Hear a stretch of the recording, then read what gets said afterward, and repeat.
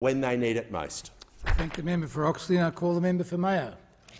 Thank you, Mr Deputy Speaker. I rise to support this much welcomed announcement of an additional $1.7 billion in this year's budget to assist hard-working Australian families with the cost of childcare.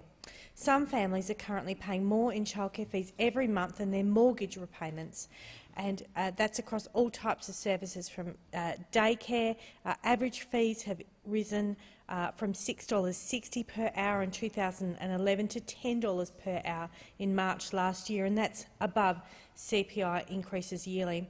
In 2019, Australia had one of the highest net childcare costs in the OECD.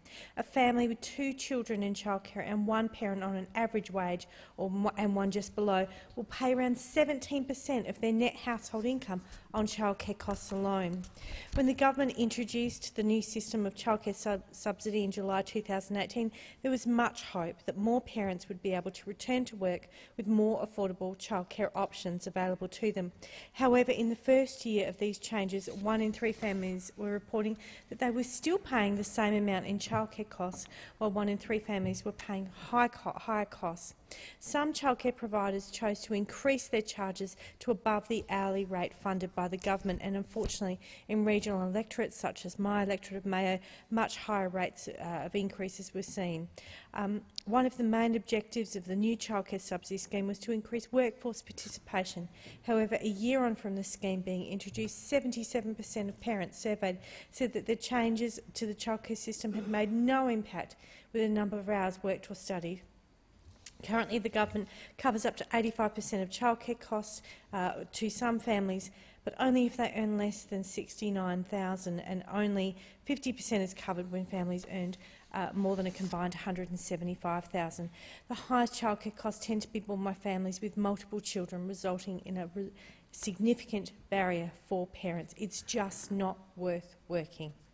Under the proposed changes for second and subsequent children under 5 and under, the childcare subsidy received by families will increase by 30 percentage points to a maximum of 95%, which will hopefully benefit around 250,000 Australian families.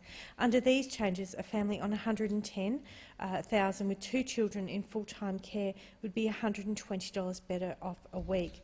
Imagine the difference that could make to a family's weekly budget.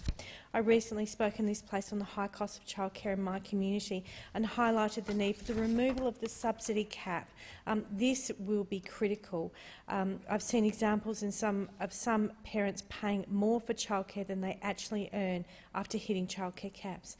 And I asked for this serious issue to be addressed, and I'm grateful that the government was listening and has removed this cap altogether.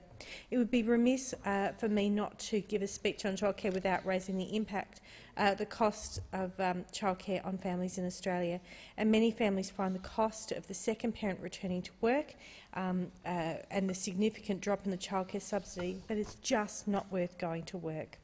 Now, this really does impact women in particular, makes women feel undervalued and has far-reaching impacts on the worker and the economy.